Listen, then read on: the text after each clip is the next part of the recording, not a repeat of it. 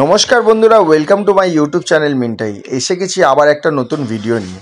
Picnic স্পটে যাওয়ার পথে আমরা এখানকার রাস্তাঘাট দেখে ওখানকার লোকেদের আশ্বস্ত করলাম আগামী ভোটেতে ওদের রাস্তাঘাট আমরা তৈরি করে দেব।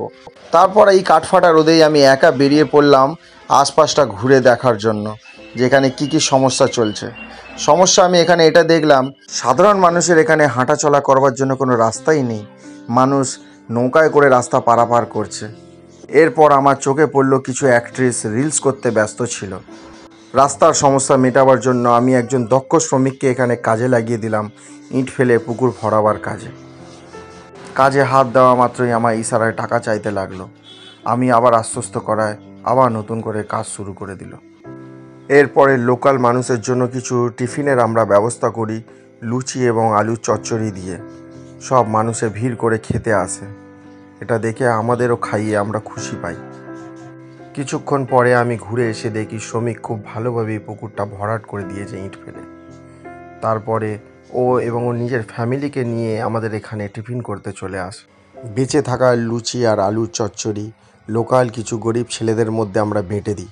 সবাই একসাথে বসে খেতে থাকে এবং আনন্দ করে। এটা দেখে আমরাও খুশি হই। এরপরে এই গাছের ওপরে বসে থাকা কিছু জীবকে দেখে আমি ভয় পেয়ে যাই। পরে বুঝতে পারি এরাও মানুষ। ওয়েদার গরম হওয়ার দরুন আমি গলার মধ্যে জলের বোতল নিয়ে ঘুরতে থাকি। এরপরে এখানে বানানো একটা স্টেজের ওপরে আমি উঠতে বাধ্য হয়ে যাই, কারণ এখানে আমাকে দেখার জন্য অনেক ভিড় হতে শুরু করে দেয়। আমি সবাইকে হাত নাড়িয়ে আশ্বস্ত করি, আমি আছি, আপনাদের কোনো চিন্তা নেই। এইভাবেই আমি আপনাদেরকে ভিডিও এবং রিলস দিতে থাকবো। কিছু লোক আমাকে চিনতে পারেনি, কারণ এত দূর থেকে আমাকে দেখা যায় না।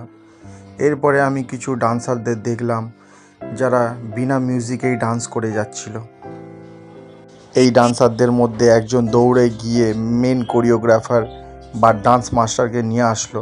সে ফেড আপ হয়ে বসে পড়লো এদের ডান্স দেখে, শেষ পর্যন্ত পালিয়েই গেল।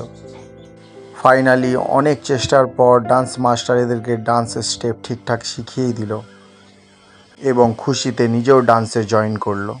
সিনিয়র অ্যাক্ট্রেসদের ডান্স দেখা দেখি জুনিয়ররাও কম্পিটিশানে নেমে পড়লো। তারাও কোনো কিছুতে কম যায় না, দেখিয়ে দিল তারা ডান্স করে। জুনিয়র ডান্সারদের ডান্স মাস্টার ডান্স না পারায় লাথি মেরে তাড়িয়ে দিচ্ছিল ডান্সারদেরকে। শেষ পর্যন্ত একজন ডান্সার না সহ্য করতে পেরে ছেড়ে চলে গেল। দুপুরবেলার রান্না শেষ হতে না হতে আবার কত গরিব মানুষ চলে এলো একসাথে খেতে, সোনা হেন মুখ করে। আমরা ওদেরকে পেট ভরে খাবার দাবার দিলাম। খাওয়ার সার্ভিস করার জন্য আমরা কিছু লেডিস ক্যাটারার গার্লদেরকে নিয়ে এসেছিলাম, যারা খুব সুন্দর খাবার পরিবেশন করছিল।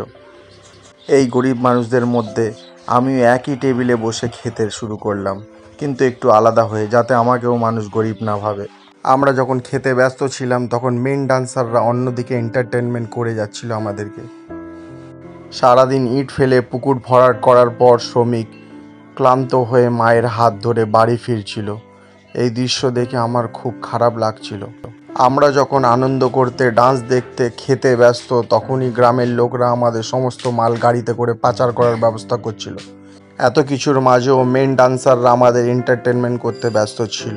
সবাইকে ধন্যবাদ শেষ পর্যন্ত ভিডিওর সাথে থাকার জন্য। Please like, share and subscribe my channel.